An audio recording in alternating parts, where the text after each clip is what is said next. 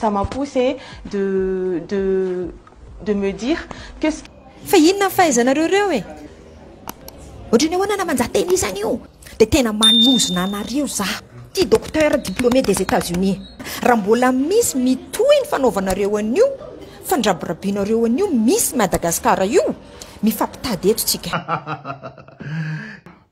misy mitabataba be ao zany hoe inona moa io tsy fitenyrazany io hoe resaka langue zany resaka communication zany rehefa azo fotsiny zavatra teneniny de zay ny zava-dehibe fa tsy hoe tsy mandisina ohatry zany gaga be sady kivy be koa amy lafindray hoe de zany ve ny toetsaina entina amin'izao andro 4 zao zavatra ohatry zany hoe tsy tenyrazako de avy eo miteny koa hoe ina moa zany ny zava-dehibe de mazava azonao zavatra teneniny zay ny communication diso be zany zareo diso be frivany be ty le sintiany teny hoe rehefa azo zavatra teneniny zay ny zavatra zava-dehibe tsy atompoko. Toi qui as la critique facile, inscris-toi au concours de Miss Madagascar pour qu'on puisse juger ta capacité intellectuelle, ta capacité à tenir dans un concours, ta beauté si t'en as, ta prestance, ton éloquence, tes mensurations. Bref, on souhaite comparer aussi. La critique est bien aise tant qu'on n'est pas dans ses chaussures. Montre-nous ce que tu vaux.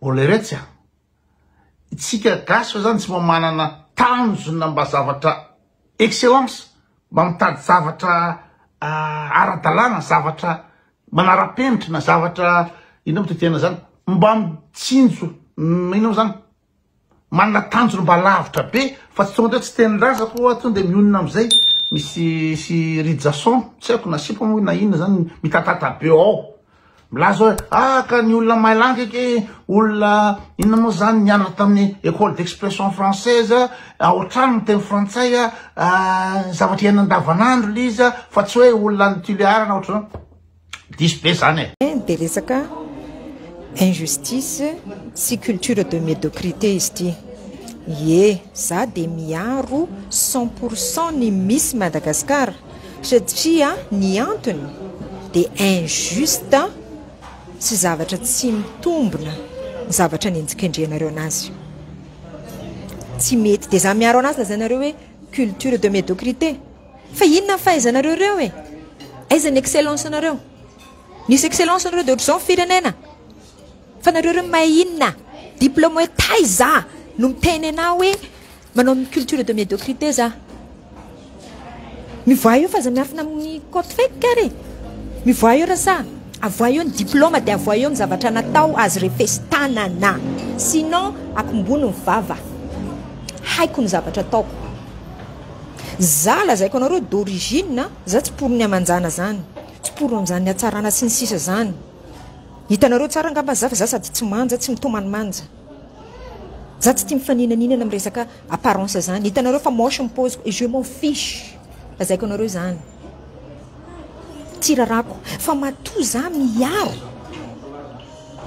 le kano iarovako injustice nareo eto amin'ny Facebook ito fa zatra manao mitsindry fa lavo io anareo migeste ho tompony ty Facebook ty nareo be mpanaraka reo de nareo manimba sy mamotika nyty zanak'olona ty lazaiko anareo zao ny zavatra tsy hainareo depuis 2006 nisokatra ty Facebook ty rijaso efa teto izy nefa teto tamin'ny 2006 tsy mbola nananareo satria zahay mpianatra tany amin'ny université tany Amerika no tompony ty Facebook ty voalohany ampidiro ao anatin'ny lavandohanareo zany zay tsy miala eto ary ty natao hiadina ho antsirariny ty tsy basé à Madagascar ange ty any Bekitana ty ary Bekitana zany tokotaninay oka zany ampidiro ao anatin'ny lohanareo tsara raha mbola misy mitohy ny fanaovanareo an'io fandrabirabinareo an'io misy Madagascar io mifampitady eto tsika fantatro kenareo reo fa misy problème social daholo socialement instable nareo rehetrarehetra reo aiko daholo ny problème nareo influenceur reo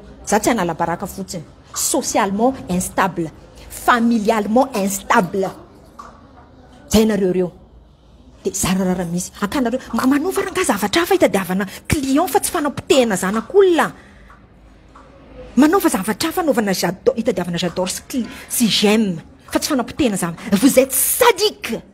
Ianareo dikany sadika zany mifaly amin'ny zavatra mimpangirifiry ny olona. Dia inona ny tombontsoa amin'izany? Zany nareo milaza hoe zany ny culture d'excellence amin'ny tenisany. Zany ny culture de médiocrité. Nareo zany l'effort tsy manenjika ny olona faible. N'importe quoi. Avelao les Miss Syria. Tsy haiko anao no mijery anahy na tsy mijery anahy amin'izao fa anao no resaka eto. Prépareo ny étape manaraka. Français le resaka. Français zany efa vita eto Madagascar. Now it's about English. English zany speak spoken. Angatitsika zany. Contacteuse dia ataontsika mipoka sy mitsefitra mihitsy ireo. Novatsika anazy. Anglisy zany amizay manomboka eto.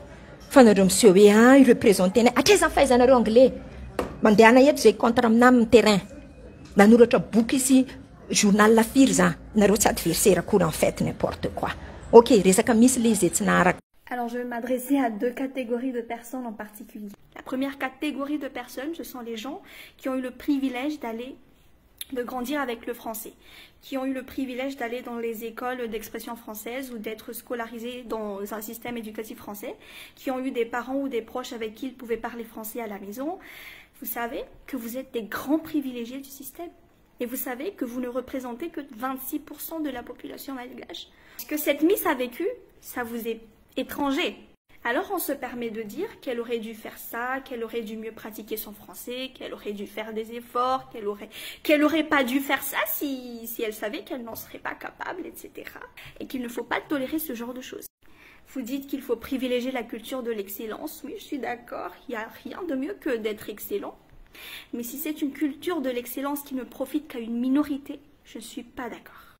Que le meilleur gagne, que celui qui parle le mieux français soit élu Miss. Mais vous savez qu'on ne part pas tous du même niveau. Enfin, on n'a pas tous eu le même privilège. Donc, prôner cette culture de l'excellence, ça veut dire perpétuer des inégalités déjà existantes. Et c'est ça le problème. Deuxième catégorie de personnes, les gens qui sont issus de la majorité, les francophones occasionnels, qui savent très bien ce que cette Miss vit, qui s'identifient très bien à l'expérience de cette Miss, qui savent très bien le stress que ça fait de prendre la parole en français, qui savent très bien ce que ça fait d'avoir l'impression d'être à l'ombre de la langue légitime, et qui se permettent de la juger et de rire. Mais ça va pas ou quoi là? Et qui pourtant sont aussi victimes de cette situation. Sur Facebook ou sur TikTok, vous êtes bien à l'abri, mais vous êtes victime de cette situation-là dans le monde réel, dans le monde du travail, à l'école. Vous subissez aussi de plein fouet ces inégalités. Alors oui, c'est une occasion de dénoncer ces inégalités-là, au lieu de vous permettre de juger. Dans cette histoire, cette Miss n'est qu'une victime, tout comme la plupart d'entre nous.